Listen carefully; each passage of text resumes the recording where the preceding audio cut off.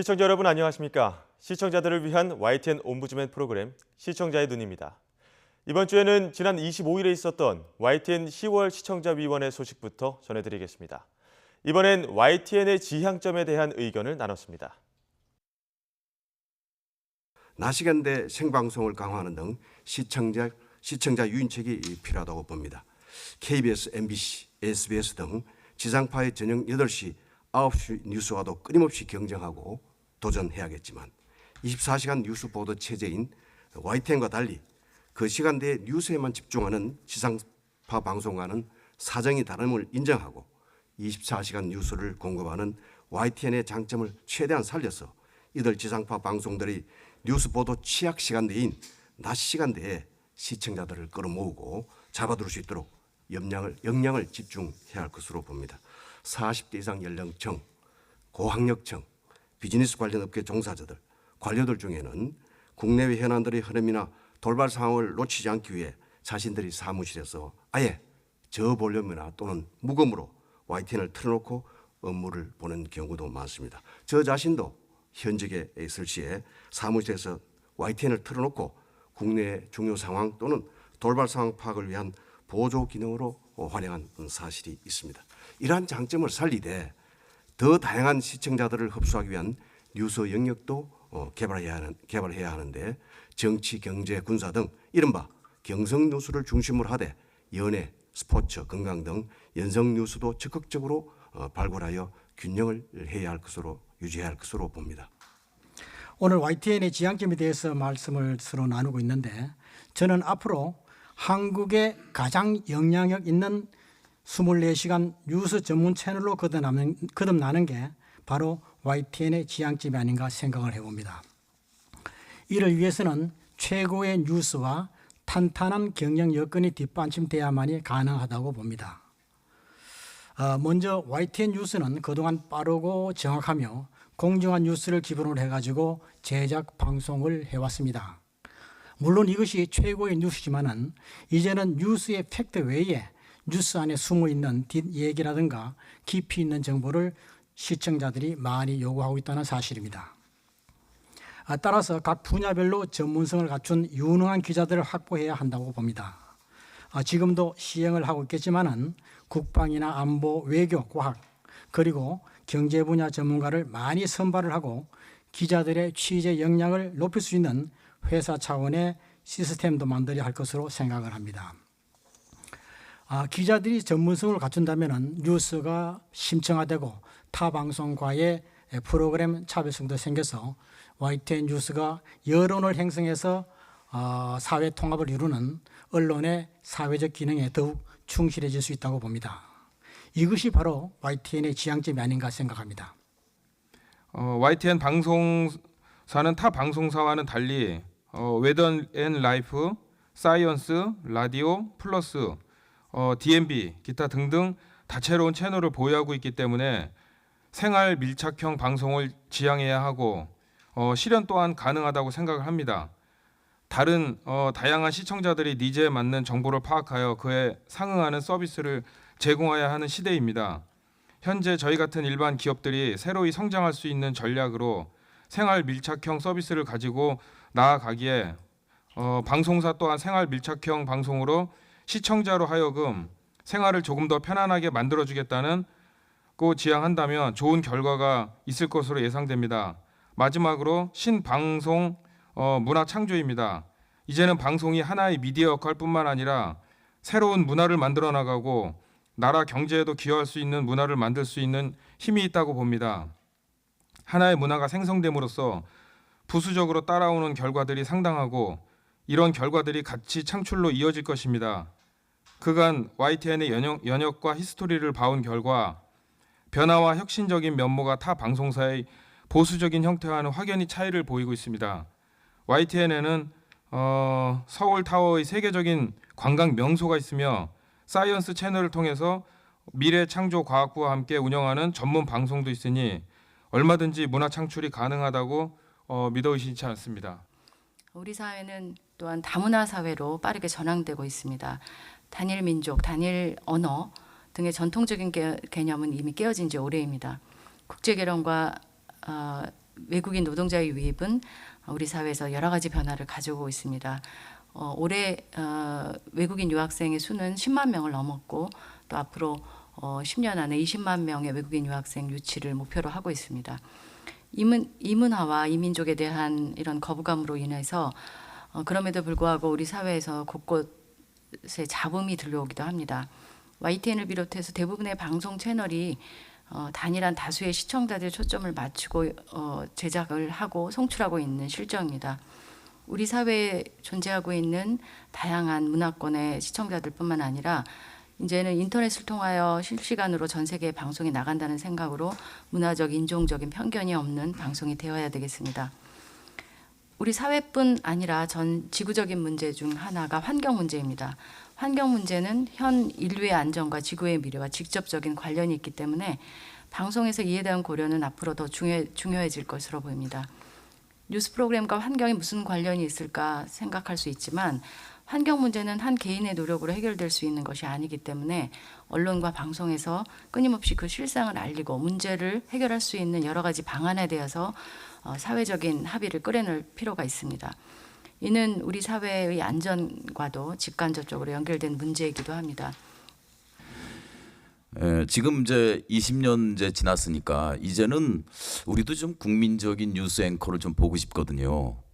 근데 CNN을 보면은 그 맨날 나오는 그 외국인도 자주 보게 되고 또 뭐 아시는 분은 아시겠지만 뭐 앤더슨 쿠퍼 또 그 전에 보면은 뭐 로빈 앤 컴퍼니 이래서 상당히 시청자들에게 굉장히 가까워가 있는 그런 국민들에게 정말 생활 속에 들어가 있는 앵커가 있는데 20년 동안 열심히 하셨는데 아직 그 수준은 아니지 않는가. 좀 이런 그 앵커를 좀 키우시고 정말 그 신뢰받고 국민들이 굉장히 좋아하는 그런 높은 수준의 간판 앵커를 좀 이제 내실 때가 되지 않았나 하는 생각을 이번에 해봤습니다.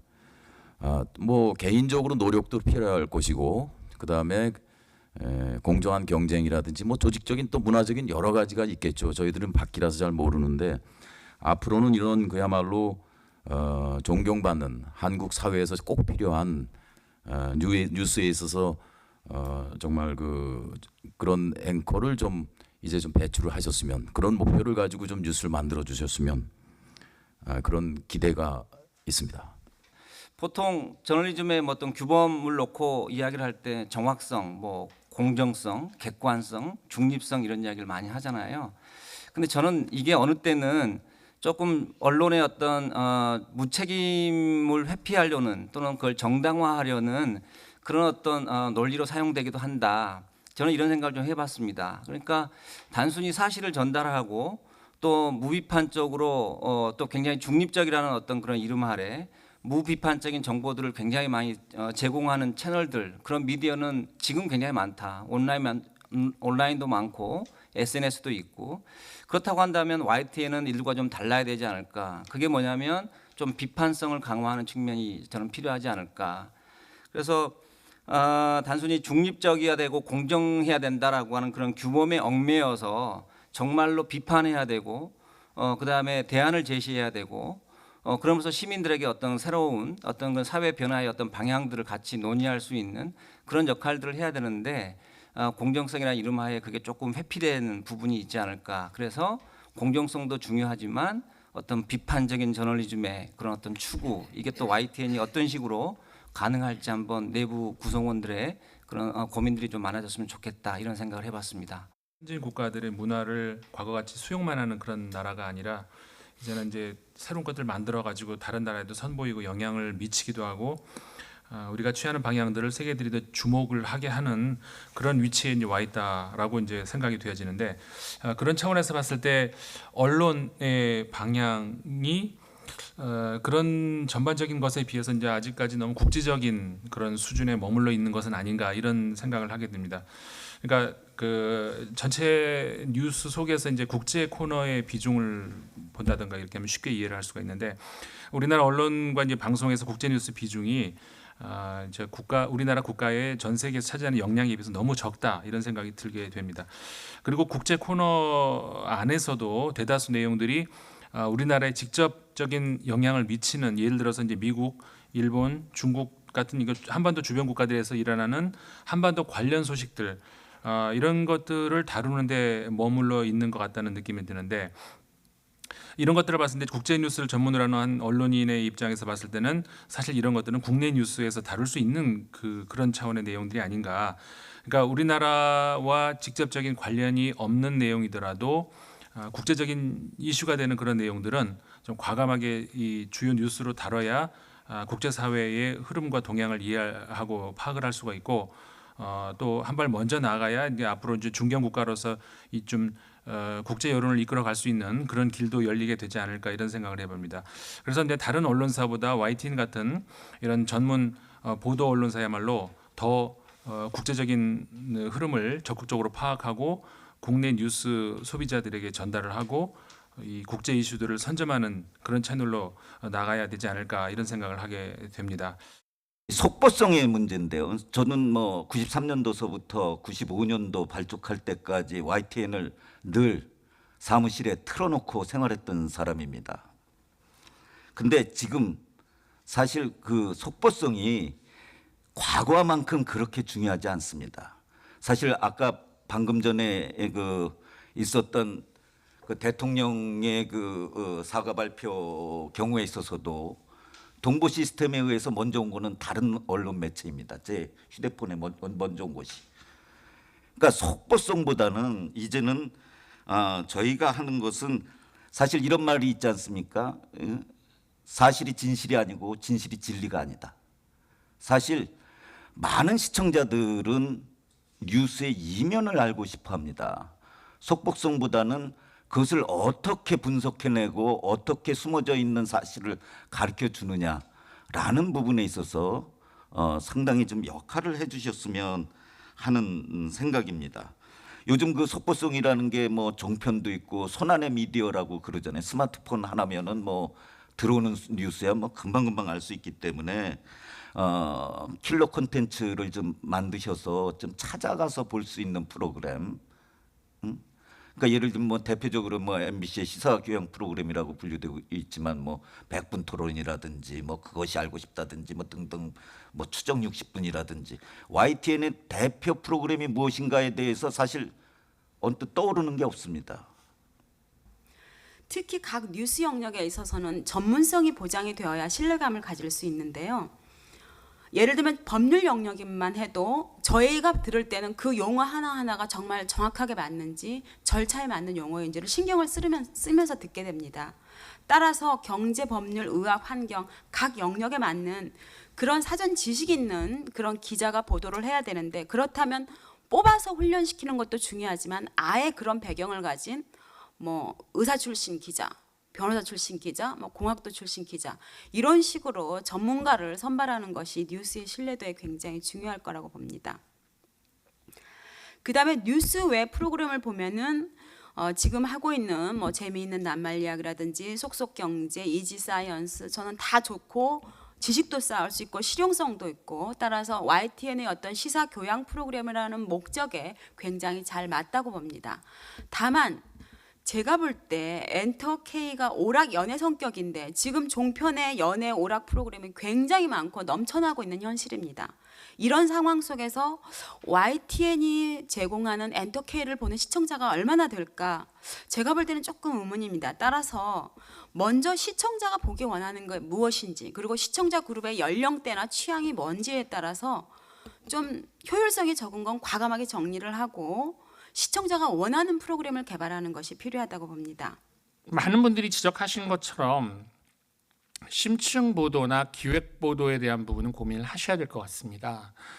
왜 그러냐면 뉴스가 반복된다라는 의미는 똑같은 뉴스를 계속 튼다라는 뜻인데 방송한다는 뜻인데 아침에 보도된 내용에 대해서 그 뉴스가 한번 비디오 클립으로 나와 있는 상태에서 그 내용에 대해서 팩트라는 것만을 강조하고 그 팩트가 어떤 팩토로 발전하게 되는지 아니면 이 과정에서 어떤 메시지가 더 추가되는지 아니면 이슈가 변화되는 과정에서 처음 전달된 메시지가 무엇을 의미하는지 이런 부분에 대한 설명이 없기 때문에 시청자들이 지루하다고 느끼는 게 아닌가라는 생각을 좀 했습니다.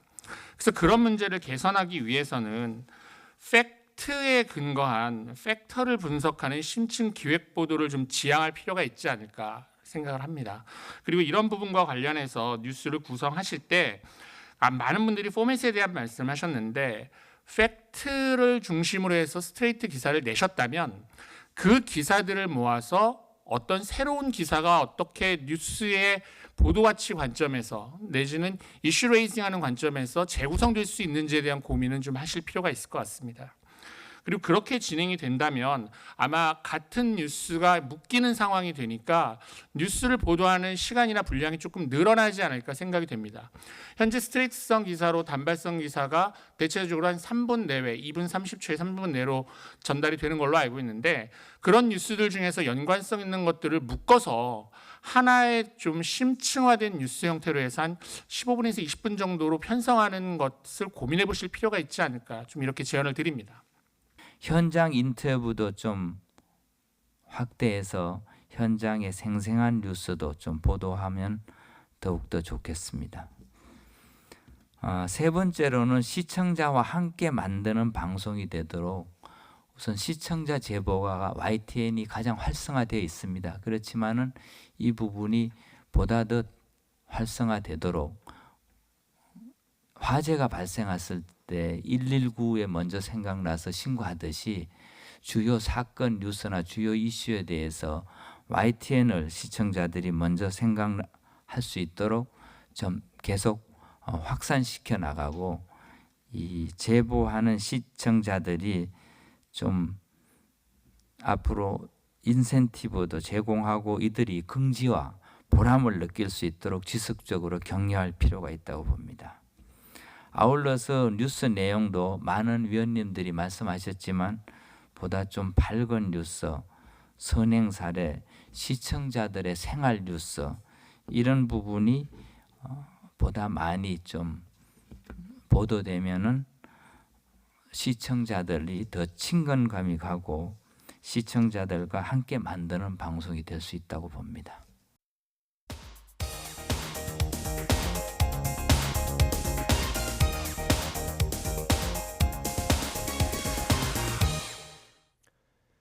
지상파 DMB 채널인 YTN DMB 프로그램을 평가하는 내가 본 YTN 순서입니다. 이번 주엔 이지사이언스와 뉴스큐에 대한 정은정 평가원의 의견을 들어보겠습니다. 시청자 여러분 안녕하세요. YTN DMB 시청자평가원 정은정입니다.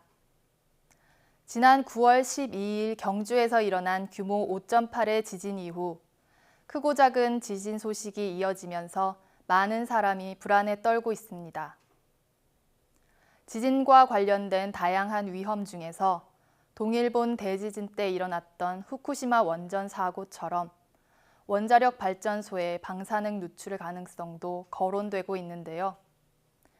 비단 지진으로 인한 방사능 누출 위험성뿐만 아니라 폐기물 관리나 기타 방사능 누출 사고 위험을 방지하는 데 드는 사회 경제적 비용도 무시할 수 없는 실정입니다. 이에 따라 새로운 재생에너지에 대한 관심이 높아지고 있으며 특히 독일은 2022년까지 원전을 모두 폐쇄하고 2050년까지 전기 생산량의 80%를 재생에너지로 충당하겠다는 목표를 세우기도 했습니다. YTN DMB에서 방영하고 있는 이지사이언스에서는 해상풍력이라는 신선한 주제를 통해 원자력 발전이나 화력 발전을 대체할 새로운 재생에너지에 대한 관심을 환기시켜 주었는데요. 지진과 원전에 대한 불안감, 탄소 배출 감축에 대한 세계적 공감대를 반영해 해상풍력이라는 흥미로운 주제를 다룬 이지사이언스의 바람의 시대를 열다 편을 함께 살펴보도록 하겠습니다.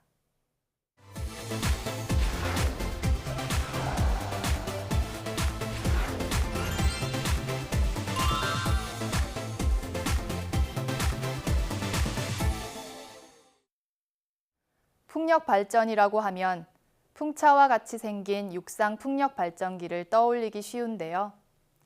해상 풍력은 바다에 풍력 발전기를 설치해 생산한 전기를 육지로 전달하는 방식을 말한다고 합니다.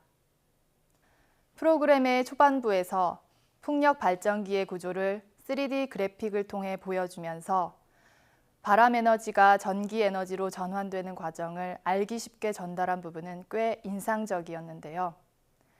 덕분에 블레이드, 기어, 발전기로 이어지는 풍력 발전기의 구조와 에너지 전환 과정이 어렵지 않게 느껴졌습니다. 풍력 발전기의 핵심인 블레이드의 성능 평가 테스트 장면이나 해상 풍력 발전기 설치 장면 등 공들여 준비한 자료 화면도 자연스럽게 풍력 발전을 이해하는 데 도움이 됐습니다. 풍차 이외에 풍력 발전에 대한 지식이 널리 알려지지 않았기 때문에 풍력 발전은 시청자에게 생소한 정보일 수밖에 없는데요. 이를 설명함에 있어 보다 쉽고 이해가 빠르도록 신경 쓴 점이 돋보였습니다. 그러나 육상풍력과 해상풍력의 장단점을 비교하는 과정에서는 간단한 자막과 성무들의 설명에서 그칠 것이 아니라 비교표 등을 통해 다시 한번 정리해 줬다면 정보를 체계적으로 이해하는 데 보다 도움이 됐을 것 같습니다. 프로그램 전반적으로 자료 화면이 풍부하고 자세하지만 주로 바다와 풍력 발전기의 모습이 반복돼 나올 수밖에 없으므로 이러한 화면 제시는 신선한 느낌을 주기 위해서도 필요한 부분이라 생각됩니다. 서남해 해상풍력 발전 사업을 설명하는 부분에서는 그림 자료를 통해 1단계 실증 단지, 2단계 시범 단지, 3단계 확산 단지의 위치와 규모, 목표 전력 생산량을 순차적으로 보여주고 남녀 성우들이 번갈아 설명함으로써 복잡한 정보를 천천히 짚어주며 설명해주는 느낌을 받았고 노출도 충분한 시간을 갖고 이루어져 이해에 어려움이 없었습니다. 또한 해상풍력이 바다 환경을 변화시킨다는 점에서 지역 어민들과의 소통, 상생 방법에 대한 연구들을 제시해 준 것은 해상풍력이 가지는 의미 면에서도 적절한 내용이었다고 생각됩니다. 한 가지 자연스럽지 못했던 점은 세계 각국의 해상풍력 활용 사례와 우리나라의 제주도 해상풍력 단지 조성 사례를 소개한 후 생태계에 대한 우려 내용이 다시 한번 제시됐다는 점인데요. 풍력 발전기 기초구조물 설치 직전과 몇 년 경과 후 수중 생태계를 비교한 화면 자체는 유익했으나 이 화면은 해양 환경과 지역 어민을 위한 상생 방안을 언급하면서 함께 제시되었어야 할 내용이라고 생각됩니다. 이지사이언스의 바람의 시대를 열다 편은 삼면이 바다인 우리나라의 특성과 해상풍력의 신재생 에너지로서의 가능성을 조명함과 동시에 해상풍력의 다양한 면들에 관한 생소한 정보들을 자세하게 설명하고 있습니다. 그러나 주제 자체의 어려움 때문에 시청자가 20분 남짓한 시간 동안 흥미를 잃지 않을 수 있도록 재미난 화면 구성이나 콘텐츠가 있었다면 더 좋았을 것 같습니다.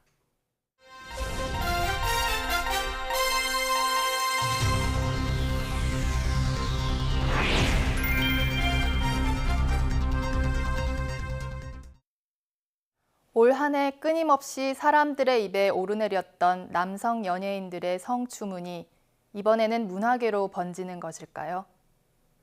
화제의 영화 은교의 원작 소설 작가인 박범신 씨, 시인 박진성 씨를 비롯해 유명 큐레이터까지 문화계의 성추문 관련 보도가 잇따르고 있는데요.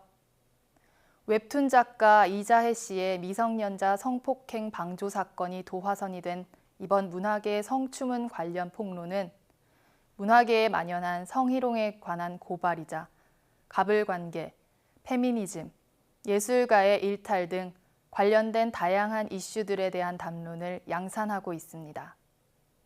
YTN은 예술 혹은 예술가의 이름으로 자행되어 온 성희롱에 대한 고발에 조심스럽게 접근하고 있었는데요.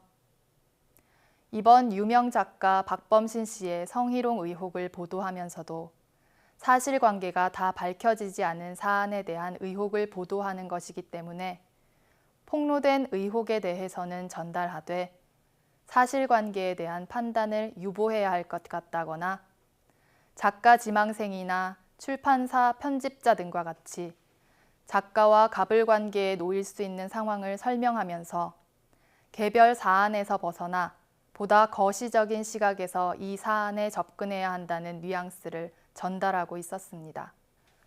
YTN이 이번 문학의 성추문 보도와 관련하여 스트레이트 뉴스로 의혹을 전하는 데 그치지 않고 문화평론가와의 적절한 대담을 통해 이번 사안의 의미에 대해 살펴보고자 한 의도는 좋았다고 생각합니다. 성추문 보도는 사람들의 흥미를 끌기에는 충분하지만 그것이 피해자나 가해자 모두에게 주는 영향이 클 뿐더러 단순한 사실 전달에만 그쳐서는 그 사회적 의미를 찾기가 어렵습니다. 누군가의 성추문이 우리 사회에서 중요한 이슈로 논의되기 위해서는 그것이 가지고 있는 이면의 사안들에 대한 심층적인 분석이 동반되어야 한다고 생각합니다. 다만 이후의 사실관계에 따라 법적으로나 도덕적으로 책임을 져야 하는 사람이 있다면 이에 맞게 보도하는 것 또한 중요할 것입니다. 누군가에 대한 모함이나 무고인지, 용기 있는 폭로인지 사실을 제대로 전달하는 것 또한 언론의 역할이라고 생각합니다. 잘못된 것을 바로잡는 행위를 진지하게 지켜봐주고 전달하는 것만으로도 사회는 점점 변화될 수 있는데요. 그렇기에 섣불리 단죄하지 않으면서도 사회에 긍정적인 영향력을 끼칠 수 있는 보도 태도가 중요합니다. 앞으로의 관련 보도에 대해서도 YTN의 신중한 태도를 기대합니다. 시청자의 눈은 시청자 여러분의 참여를 기다리고 있습니다. YTN 홈페이지 시청자 의견 코너에 글을 남겨주시면 좀 더 정확하고 공정한 방송을 만드는 데 참고하겠습니다. 이번 주 순서는 여기서 마치겠습니다. 고맙습니다.